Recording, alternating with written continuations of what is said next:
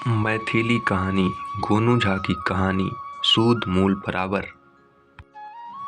गोनू झा अपने आरंभिक दिनों में बहुत गरीब थे। 2 जून की रोटी जुटाना उनके लिए कठिन था। ऐसे ही दिनों में घर में ऐसी ज़रूरत आ पड़ी जिसे टालना मुश्किल था। गोनू झा को महाजन के पास जाना पड़ा और उससे सूद पर 200 रुपये उधार लेना पड़ा। दिन बीतते गए। चाह कर भी गोनू झा महाजन का पैसा वापस नहीं कर पाए। सूद बढ़ता गया। एक दिन गोनू झा के घर महाजन आ धमका और पैसे वापस करने की जिद करने लगा। गोनू झा उसे टालना चाह रहे थे, मगर महाजन था कि टलने का नाम नहीं ले रहा था। गोनू झा से महाजन ने ठेठ लहजे में कहा, पंडित जी, सब्र की भी सीमा होती है। अब सूद मूल मिलकर 400 रुपये हो गए। बिना पैसे लिए मैं यहाँ से जाने वाला नहीं। गोनू झा परेशान हो गए। अंत में उन्होंने कहा, मुझे एक चिट्ठी लिख लेने दो, फिर सूद मूल की बात करना। गोनू झा ने एक कागज़ पर चिट्ठी लिखी।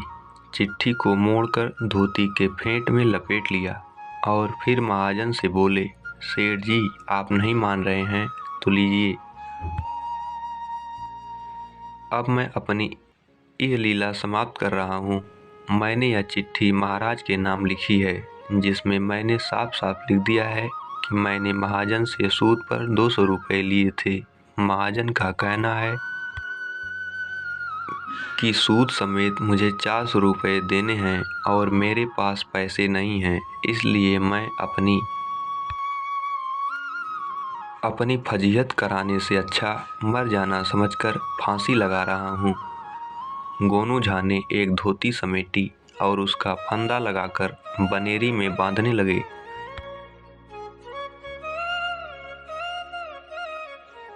महाजन के हाथ के मानो तोते उड़ गए। उसे जैसे काठ मार गया। जब गोनू झा ने धोती का फंदा अपने गले में लगाया तो महाजन को होश आया और उसने गोनू झा के पांव पकड़ लिए तथा वह गिड़गिड़ाने लगा, नहीं महाराज, नहीं, आप ऐसे काम नहीं करें। ब्रह्महत्या का पाप मुझ पर लगेगा, मेरा परलोक बिगड़ेगा। मैं सूद छोड़ने को तैयार हूँ। आप मेरा मूल 200 रुपये लौटा दें, मैं खुशी खुशी चला जाऊँगा। लेकिन गोनू झा नहीं माने। उन्होंने कहा, मैं 200 रुपये कहाँ से दूँ? मेरे पास एक धेला भी नहीं है। ऐसी जिंदगी से तंग आ गया हूँ, मेरे लिए मर जाना ही बेहतर है। महाजन यह सोचकर डर गया था कि गोनू झा की चिट्ठी से उस पर उन्हें आत्महत्या के लिए प्रेरित करने का आरोप लगेगा और वह महाराज के कोप का भाजन बन जाएगा। डर से महाजन के प्राण सूख रहे थे। शरीर से ठंडा पसीना रिस रहा था। उसने गोनू झा से कहा, पंडित जी, 2 दिन के बाद ही मेरे बेटे का विवाह है, इसीलिए पैसे की ज़रूरत है, वरना मैं आपके दरवाजे पर कदम भी नहीं रखता। चलिए, मैं मूल में से 100 रुपये और छोड़ देता हूँ, मुझे बाकी पैसे दे दीजिए, मैं वापस चला जाऊँगा।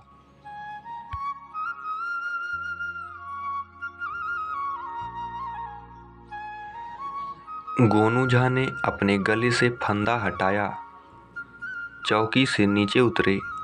बहुत शांत स्वर में उन्होंने महाजन से कहा, ठीक है, आपसे मैंने 200 रुपये उधार लिए थे, उसमें से आपने 100 रुपये छोड़ दिए हैं। अब आपको मुझसे 100 रुपये लेने हैं। परसों आपके बेटे की शादी है, मैं पंडित हूँ, यह शादी मैं करा दूँगा। 51 रुपये शादी कराने के, 21 रुपये तिलक के, 21 रुपये नवग्रह शांति के तथा 21 रुपये गांठ बांधने के, यानी कुल 114 रुपये बनते हैं। अब आप यह मान लें कि आपने मुझे पंडिताई के लिए 100 रुपये पेशगी दी है, विवाह संपन्न हो जाने के बाद आप मुझे 14 रुपये दे दीजिएगा। अब जाइए, विवाह की तैयारी कीजिए। हमारा आपका हिसाब बराबर हो चुका है। बेचारा महाजन चुपचाप वहाँ से चला गया और गोनू झा के चेहरे पर मुस्कान खेलने लगी।